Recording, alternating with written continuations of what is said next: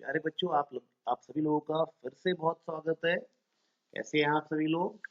तो आज हम लोग एक बहुत ही इम्पोर्टेंट क्वेश्चन डिस्कस करने वाले हैं। हम पढ़ रहे हैं प्यारे बच्चों, हम पढ़ रहे हैं बीएससी सेकेंड सेम के लिए। यूनिट है हमारी केमिकल बॉन्डिंग और लेक्चर नंबर है 6। ठीक है, ये आपको प्लेलिस्ट में मिल जाएगा। वहां जाइए, आपको सारे वीडियोस में आप एल देखिएगा, एल वहां पे लेक्चर है। 1 2 3 के क्रम में आप पढ़िए, आपको चीजें समझ में आ जाएंगी। कहीं कोई डाउट होगा, सॉरी, कहीं कहीं कहीं कोई डाउट होगा तो आप मुझसे प्लीज कमेंट में पूछ सकते हैं। ठीक है, तो हमारा आज का क्वेश्चन है, हम क्वेश्चन के हिसाब से इस यूनिट को पढ़ने की कोशिश करेंगे ताकि आपको एक बेटर अंडरस्टैंडिंग आपकी हो जाए टॉपिक को लेके। तो हमारा क्वेश्चन है कि C2 जो है, C2 डायमैग्नेटिक क्यों होता है? C मतलब है कार्बन और C2 यानी कि दो कार्बन जुड़े हैं आपस में, वो डायमैग्नेटिक क्यों होता है? इसको हम एमओटी थ्योरी से ही समझा पाएंगे। जब भी ऐसा क्वेश्चन आएगा कि ये डायमैग्नेटिक क्यों है, ये मॉलिक्यूल स्टेबल ज्यादा क्यों है, जैसे दो दे दिए O2 प्लस या O2 प्लस O2 माइनस दे दिया, और आपसे अगर पूछा जाएगा कि कौन ज्यादा स्टेबल है, तो ऐसे में आप वहां पे एमओटी थ्योरी लगाइएगा। ठीक है, तो O2 है हमारा या N2 है, F2 है, O2 पॉजिटिव है, O2 नेगेटिव है, ये स्टेबल क्यों होते हैं, ये पैरामैग्नेटिक डायमैग्नेटिक क्यों होते हैं? अगर इस प्रकार का कोई भी क्वेश्चन आएगा तो वहां पर आप एमओटी थ्योरी से ही उस बात को समझाएंगे। चलिए आप समझते हैं। तो why C2 is diamagnetic in nature. ठीक है, इसको समझने के लिए हमें C2 में टोटल कितने इलेक्ट्रॉन है पहले वो पता करने होंगे। तो C2 में टोटल 12 इलेक्ट्रॉन है। क्यों? क्योंकि हर एक कार्बन में 6 इलेक्ट्रॉन होते हैं। कार्बन का एटॉमिक नंबर, कार्बन का परमाणु क्रमांक 6 होता है ना, तो कार्बन का एटॉमिक नंबर 6 होता है। इसका मतलब उसमें एक कार्बन में 6 इलेक्ट्रॉन है, तो दो कार्बन में कितने होंगे? 12 इलेक्ट्रॉन होंगे।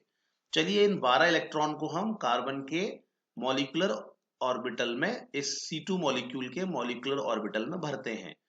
तो ये हमारे पास C2 मॉलिक्यूल का मॉलिक्यूलर ऑर्बिटल डायग्राम है।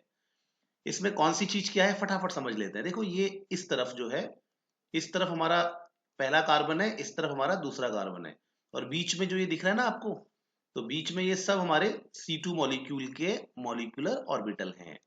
तो जब एटम के एटॉमिक ऑर्बिटल्स दूसरे एटम के एटॉमिक ऑर्बिटल से कंबाइन होते हैं, तो वो क्या बनाते हैं? मॉलिक्यूलर ऑर्बिटल बनाते हैं। और हर दो एटॉमिक ऑर्बिटल के कंबाइन होने से दो मॉलिक्यूलर ऑर्बिटल बनते हैं। ठीक है, एक मॉलिक्यूलर ऑर्बिटल को कहते हैं बॉन्डिंग, एक को कहते हैं एंटी बॉन्डिंग। तो जैसे 1s कंबाइन हुआ तो दो मॉलिक्यूलर ऑर्बिटल बने। एक मॉलिक्यूलर ऑर्बिटल को 1s सिग्मा 1s कहेंगे, और दूसरे मॉलिक्यूलर ऑर्बिटल को सिग्मा स्टार 1s कहेंगे। ये एक बॉन्डिंग है, ये एक एंटी बॉन्डिंग है। वैसे ही 2s कंबाइन होगा तो एक मॉलिक्यूलर ऑर्बिटल बनेगा जिसको हम कहते हैं सिग्मा 2s, ये हमारा एक बॉन्डिंग मॉलिक्यूलर ऑर्बिटल है। और दूसरा हमारा जो मॉलिक्यूलर ऑर्बिटल बनेगा वो एंटी बॉन्डिंग होगा, सिग्मा स्टार 2s। इसी प्रकार से 2p को देखेंगे, तो 2p में हमारे पास होता है 2px 2py 2pz, 2px 2py 2pz। तो 2pz और 2pz जब भी कंबाइन होता है ना बच्चों, तो वो हेड टू हेड ओवरलैपिंग करता है। मैं आपको पिछले वीडियोस में इसको बता चुका हूं। ठीक है, तो 2p जब भी कंबाइन करेगा दूसरे 2pz के साथ, तो वो कैसी होगी? हेड टू हेड कंबाइन होगी। और हेड टू हेड कॉम्बिनेशन से क्या बनता है? सिग्मा बॉन्ड बनता है। इसलिए यहाँ पर जो 2pz के मॉलिक्यूलर ऑर्बिटल है ना, ध्यान से देखो एक बार, तो 2pz के जो मॉलिक्यूलर ऑर्बिटल है ना, उनको क्या लिखा गया है? सिग्मा लिखा गया है। देखो, तो 2pz और 2pz के कॉम्बिनेशन से क्या बनेगा? सिग्मा मॉलिक्यूलर ऑर्बिटल बनेंगे, और एक बॉन्डिंग बनेगा, एक एंटी बॉन्डिंग बनेगा। ठीक है, समझ गए? तो 2pz head to head overlapping करते हैं, और इसीलिए यहाँ पर जो मॉलिक्यूलर ऑर्बिटल बन रहे हैं उनके आगे सिग्मा लिखा है। और क्योंकि जब दो एटॉमिक ऑर्बिटल कंबाइन होते हैं तो एमओटी थ्योरी के अनुसार दो मॉलिक्यूलर ऑर्बिटल बनते हैं। तो एक मॉलिक्यूलर ऑर्बिटल सिग्मा 2pz है, और दूसरा मॉलिक्यूलर ऑर्बिटल वो एंटी बॉन्डिंग होता है, सिग्मा स्टार 2pz है। और अब और देख लो फिर आपके पास इसके अलावा और क्या होता है। एक होता है हमारा 2py, तो ये हमारा 2py है, ये हमारा 2py है। तो 2py जब 2pz ने हेड टू हेड ओवरलैपिंग कर ली, तो 2py क्या करेगा? साइड वाइज ओवरलैपिंग करेगा। और साइड वाइज ओवरलैपिंग करने से कौन सा बॉन्ड बनता है? पाई बॉन्ड बनता है। इसीलिए 2p एक्स और 2px के कॉम्बिनेशन से क्या बना, पाई मॉलिक्यूलर ऑर्बिटल बना। एक को बॉन्डिंग कहेंगे, एक को एंटी बॉन्डिंग कहेंगे। ये स्टार है बच्चों, ये वाला स्टार है। तो एक 2px कंबाइन होगा तो बॉन्डिंग मॉलिक्यूलर ऑर्बिटल 2px और एक anti bonding molecular orbital pi star 2px बन जाएगा। ठीक है, तो एक पाई 2px और एक पाई स्टार 2px बन जाएगा। और उसी प्रकार से अगर हम, ये हमारा 2pz हो गया, यहाँ पर भी हमारा 2pz है, ये भी कैसे ओवरलैपिंग करेंगे, साइड वाइज ओवरलैपिंग कर पाएंगे ना, तिरछाई तो ओवरलैपिंग कर पाएंगे। तो 2pz और 2pz भी जब कंबाइन होता है, सॉरी ये 2py है, 2py नहीं बोलेंगे, 2px बोल लेंगे, 2py तो बता दिया आपको। ठीक है, तो वैसे ये हमारा 2px मान लेते हैं इसको।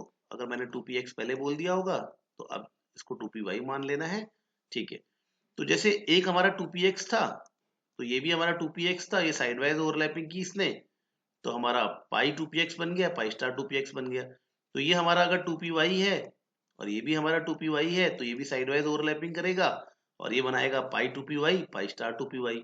और ये हमारा 2pz है, ये भी 2pz है, ये हेड टू हेड ओवरलैपिंग करेगा और ये बनाएगा हमारा sigma molecular orbital, sigma 2pz और सिग्मा स्टार 2pz। अभी ऊपर नीचे क्यों होते हैं ये मैं आपको पिछली क्लास में बता चुका हूँ, हमेशा याद रखना। नाइट्रोजन से नीचे के सभी एलिमेंट में, नाइट्रोजन जो है ना हमारा, नाइट्रोजन से नीचे के सभी एलिमेंट जो होते हैं, यानी कि कार्बन है, बोरॉन है, इन सभी के लिए बच्चों ये जो हमारा पाई 2px पाई 2py की एनर्जी कम होती है और सिग्मा 2pz की एनर्जी ज्यादा होती है। ठीक है, ये नीचे होंगे, ये ऊपर होंगे। ऊपर तो हम जानते ही हैं कि सिग्मा स्टार 2pz सबसे ज्यादा एनर्जी का होता है और पाई स्टार 2px और पाई स्टार 2py इससे कम एनर्जी का होता है। लेकिन नाइट्रोजन से नीचे के सभी एलिमेंट में पाई 2px और पाई 2py की एनर्जी नीचे रहेगी और सिग्मा 2pz की एनर्जी ऊपर रहती है। इसका कारण भी आपको sp मिक्सिंग होता है, ये पिछली क्लास में बता चुका हूं। ठीक है, और एक और चीज याद रखना है, इन दोनों की एनर्जी सेम क्यों है, ये दोनों को एक ही लेवल में क्यों लिखा गया है, क्योंकि भैया ये पाई है, ये भी तो पाई है ना, पाई और पाई की एनर्जी सेम होती है, इसलिए पाई मॉलिक्यूलर ऑर्बिटल 2px और पाई मॉलिक्यूलर ऑर्बिटल 2py की एनर्जी सेम होगी। और वैसे ही बॉन्ड एंटी बॉन्डिंग जो पाई मॉलिक्यूलर ऑर्बिटल है 2px का और एंटी बॉन्डिंग जो पाई मॉलिक्यूलर ऑर्बिटल है 2py का, उनकी एनर्जी क्या होगी, सेम होगी। ठीक है, उम्मीद है कि आपको आ रहा होगा समझ में, थोड़ा सा इसको जल्दी करने की कोशिश कर रहे हैं हम। ठीक है, नहीं आएगा तो आप मेरे से जरूर पूछ लीजिएगा दोबारा। ओके, तो अब हम इलेक्ट्रॉन भरेंगे। इलेक्ट्रॉन कितने हमारे पास, टोटल 12 इलेक्ट्रॉन है, तो 12 इलेक्ट्रॉनों को भरना है हमने। तो 12 इलेक्ट्रॉन को भरेंगे, तो कैसे भरते हैं, एनर्जी के बढ़ते क्रम में भरते हैं। सबसे पहले एक ऑर्बिटल में हम 2 इलेक्ट्रॉन भर लेंगे। ठीक है, 1 2 3 4 5 6 7 8, एनर्जी के बढ़ते हुए क्रम में हमें ऑर्बिटल्स को भरना है। इसको ऑफ-बाउ प्रिंसिपल कहते हैं। ठीक है, ओके, अब हमारे पास बच गए 8 इलेक्ट्रॉन भर दिए, अब हमें 4 इलेक्ट्रॉन भरने हैं इन दोनों में। तो 4 इलेक्ट्रॉन भरने हैं। अब क्योंकि इन दोनों की एनर्जी सेम है ना, जब एनर्जी सेम होती है दो मॉलिक्यूलर ऑर्बिटल की, तो पहले सिंगल सिंगल इलेक्ट्रॉन भरने हैं और फिर पेयरिंग करनी है। ऐसा कहता है, इसको कहते हैं पॉली एक्सक्लूजन, सॉरी इसको कहते हैं Hund rule of maximum multiplicity, इसको कहते हैं हुंड रूल। ठीक है, तो हुंड रूल क्या कहता है, हुंड रूल ये कहता है जब दो मॉलिक्यूलर ऑर्बिटल या 3 हो या 4 हो, अगर उनकी ऊर्जा क्या है, सेम है, तो पहले क्या करना है, पहले हमें उन दोनों मॉलिक्यूलर ऑर्बिटल को या उन सभी मॉलिक्यूलर ऑर्बिटल को सिंगल सिंगल इलेक्ट्रॉनों से भरना है और उसके बाद उनको पेयर करना है, ऐसा हुंड रूल कहता है। तो आपके पास 4 इलेक्ट्रॉन है, तो 4 इलेक्ट्रॉनों को हम यहाँ भरेंगे। तो 4 इलेक्ट्रॉनों को जब यहाँ भरेंगे तो एक इलेक्ट्रॉन यहाँ भरेंगे, फिर दूसरा यहाँ भरेंगे, फिर तीसरा और फिर चौथा। ठीक है, तो हमने ये एमओ डायग्राम बना लिया। अब हम इसको, इसी एमओ डायग्राम को क्या करते हैं, इलेक्ट्रॉनिक कन्फिग्रेशन, ये तो इसको कहते हैं हम एमओ डायग्राम। अब हम इसी को थोड़ा सिंपल तरीके से लिखेंगे और इसको कहते हैं M O electronic configuration, M O electronic configuration लिखेंगे। ठीक है, एमओ इलेक्ट्रॉनिक कन्फिग्रेशन मतलब, अब हम इसको सिंप्लीफाई करेंगे, जैसे कि हमारे सिग्मा 1s में कितने इलेक्ट्रॉन है, ऐसे लिखेंगे, 2 है ना, तो ऐसे 2 लिखेंगे। फिर सिग्मा स्टार में कितने हैं बताइए, इसमें भी 2 हैं। फिर सिग्मा 2s में कितने हैं, 2 है। फिर सिग्मा स्टार 2s में कितने हैं, 2 है, और पाई 2px और पाई 2py में कितने हैं, 2 2 दोनों में है, दोनों की एनर्जी सेम है, इसलिए दोनों को साथ में लिखते हैं। तो ये हमारा, इस तरह से जब हम ऑर्बिटल्स को लिखते हैं ना, तो इसको कहते हैं इलेक्ट्रॉनिक कन्फिग्रेशन। तो ये थोड़ा डिफिकल्ट होता है, जो मॉलिक्यूलर ऑर्बिटल डायग्राम है इसके लिए जगह ज्यादा लगती है, हमें इसके लिए ज्यादा मतलब स्पेस चाहिए ना, तो उतना यहाँ पे नहीं होता। तो एमओ इलेक्ट्रॉनिक कन्फिग्रेशन इजी होता है, इसलिए हमें एमओ इलेक्ट्रॉनिक कन्फिग्रेशन लिखना चाहिए। ये अगर हमें नहीं बोला गया है डायग्राम बनाने के लिए तो नहीं बनाना चाहिए, सीधे एमओ इलेक्ट्रॉनिक कन्फिग्रेशन लिखना चाहिए। ठीक है, कैसे लिखेंगे, यहाँ पे 2 फिर 2 फिर 2 फिर 2 8 हो गए, फिर 1 2 3 4, बस बना लिया हमने। ठीक है, तो हम यहाँ पे क्या देख रहे हैं, हम यहाँ पे देख रहे हैं ऑल इलेक्ट्रॉन्स आर पेयर्ड, और electrons are paired in molecular orbitals. ठीक है, इन मॉलिक्यूलर ऑर्बिटल्स, सभी मॉलिक्यूलर ऑर्बिटल्स में इलेक्ट्रॉन क्या है, देखो जोड़े में है ना, 1 2 3 4 5 6 7 8 9 10, सबके सब जोड़े में है ना बच्चों। तो सभी इलेक्ट्रॉन्स कैसे हैं, जोड़े में है। अगर सभी इलेक्ट्रॉन जोड़े में होंगे ना, तो एक इलेक्ट्रॉन की मैग्नेटिक फील्ड को दूसरा इलेक्ट्रॉन कैंसिल कर देगा यार।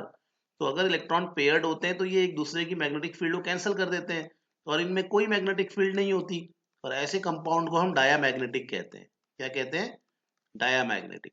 तो all electrons are paired in uh molecular orbital, सभी इलेक्ट्रॉन्स क्या है, पेयर्ड हैं।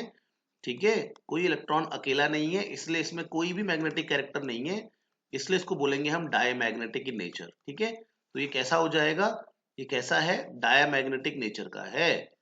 ठीक है, अगर कोई भी एक इलेक्ट्रॉन अकेला होता तो ये मैग्नेटिक कैरेक्टर को शो करता और उसको पैरामैग्नेटिक कहा जाता। तो भाई हमारा C2 क्या हो गया, डायमैग्नेटिक हो गया, इतना ही लिखना है। सिंस लिखेंगे, सिंस सभी इलेक्ट्रॉन जोड़े में है इसलिए ये डायमैग्नेटिक है। अच्छा, इसका बॉन्ड ऑर्डर निकालिए। बॉन्ड ऑर्डर कैसे निकलता है, bonding minus anti bonding upon 2 करना पड़ता है। तो बॉन्डिंग में कितने इलेक्ट्रॉन है उसको देखेंगे, तो बॉन्डिंग में कितने इलेक्ट्रॉन है, तो बॉन्डिंग में काउंट करो, बॉन्डिंग यानी कि बिना स्टार वाले काउंट करो, 1 2, यहाँ पे 4, फिर 5 6 7 8। तो बॉन्डिंग में कितने इलेक्ट्रॉन है, 8 इलेक्ट्रॉन बॉन्डिंग में है, माइनस एंटी बॉन्डिंग में कितने इलेक्ट्रॉन है, यानी कि स्टार वाले काउंट करो, 1 2 3 4, तो 4 हैं एंटी बॉन्डिंग में। ठीक है, बट्टा 2। ये कैसे बोल रहा हूं मैं, जितने भी बॉन्डिंग मॉलिक्यूलर ऑर्बिटल हैं यानी कि बिना स्टार वाले हैं, उनमें इलेक्ट्रॉन कर लो काउंट, 1 2 3 4, सब में 2 2 इलेक्ट्रॉन है तो 8 हो गए। फिर एंटी बॉन्डिंग यानी कि स्टार वाले काउंट करो, 1 2 3 4। ठीक है, फिर इसको क्या करना है, माइनस करके इसको 2 से डिवाइड करेंगे तो 4/2 यानी कि 2 आ जाएगा। बॉन्ड ऑर्डर 2 आने का मतलब क्या है, बॉन्ड ऑर्डर 2 आने का मतलब नंबर ऑफ बॉन्ड कितने होंगे यहाँ, number of bond bond order जितना भी होता है उतने ही नंबर ऑफ बॉन्ड होते हैं। यानी कि C2 मॉलिक्यूल में कितने बॉन्ड होंगे, 2 बॉन्ड होंगे। ठीक है, यानी कि C और C के बीच में डबल बॉन्ड होगा। ठीक है, ऐसा है।